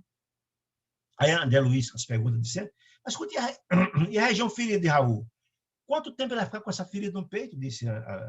Perguntou a André Luiz. Aí Alexandre disse, por muitos anos. Porém, isso não será impedimento para ele trabalhar. Para trabalhar intensamente no campo da consciência, da renovação, do estudo, né?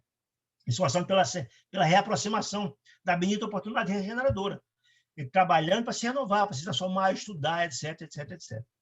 Diante dessas informações todas, André Luiz pediu permissão a Alexandre para acompanhar a assistência de Romualda lá com a esposa, depois que ela voltou desse encontro extraordinário, para ver o desdobramento desse encontro na cabecinha de Esther e a repercussão na família. Ele pediu permissão para acompanhar como estava isso. Desejar saber se a viúva ficou reconfortada, qual foi o proveito daquele encontro, aquela concessão sublime na vida de Esther. Ele queria acompanhar isso. Muito bem, como Alexandre deu permissão, no dia seguinte Alexandre voltou lá, André Luiz voltou lá de Esther e chegou lá na hora do almoço, a família. Notou que o ambiente já estava diferente. Estava diferente. As entidades viciadas das sombras não haviam desaparecido, mas tinham diminuído bastante. Por que diminuído bastante? Porque ela, Esther, voltou renovada, um coração muito mais feliz, em harmonia, em equilibrada. A presença de Romualda, espírito iluminado na casa, tudo isso é importante. Tinha alguns ainda, não conseguiu todos sair, porque não é fácil, mas tinha diminuído bastante, está dizendo, né?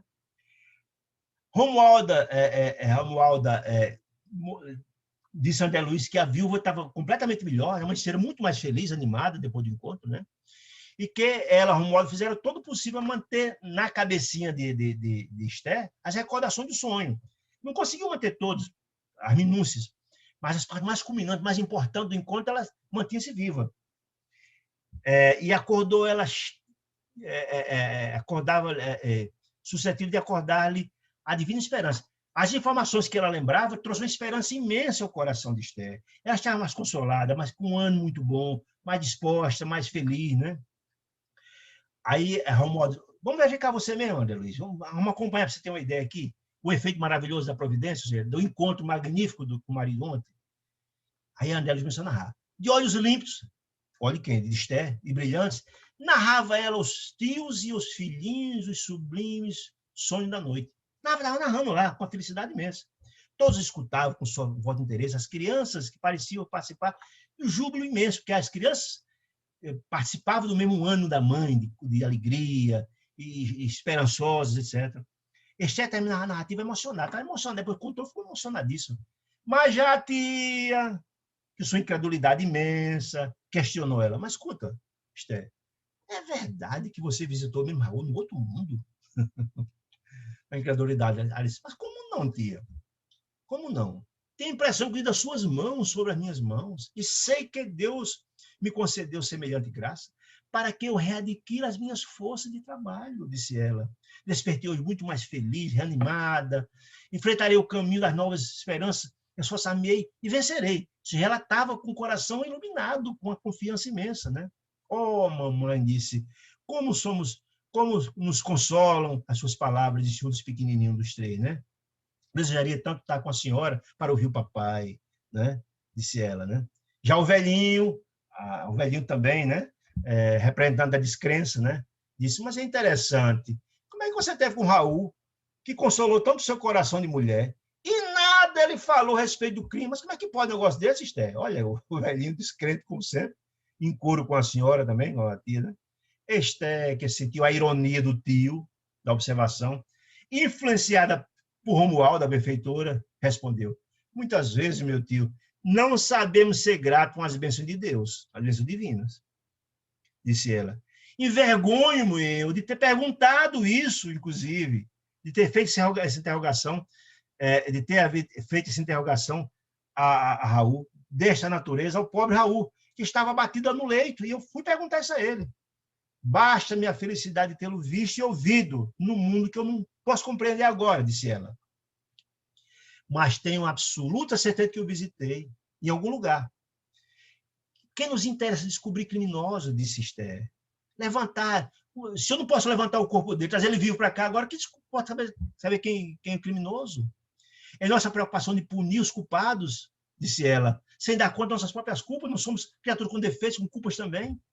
Iremos ao absurdo, disse ela, de desejar ser mais justo que o próprio Deus. Não sei. Se aconteceu isso, é porque Deus se admitiu. Eu vou questionar a justiça de Deus? Olha a resposta que ela deu para o tio, né? Calou-se o tio, pensativo, e observei que as crianças sentiram imensa alegria com a resposta que ela deu ao tio, né?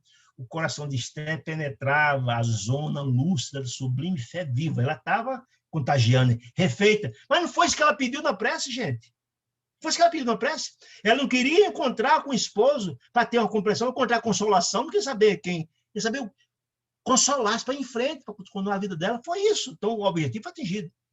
Absorvendo a paz, a alegria e a esperança, a caminho da vida nova. Ela estava radiante. Era isso que ela queria e isso foi obtido. A prece dela foi atendida.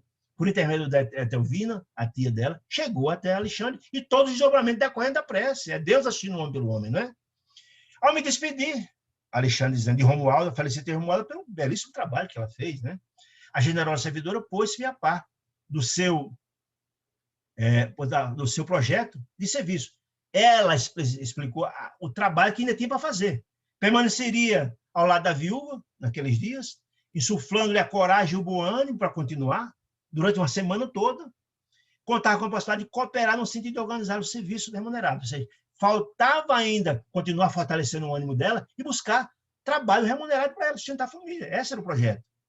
A Alexandre ficou admirado com o programa e pediu auxílio daquele trabalho, auxílio material que estava faltando aí, que ela precisava muito, e pediu permissão a ela para acompanhar o desdobramento, né? Aí eu achei maravilhoso essa explicação de Romualdo.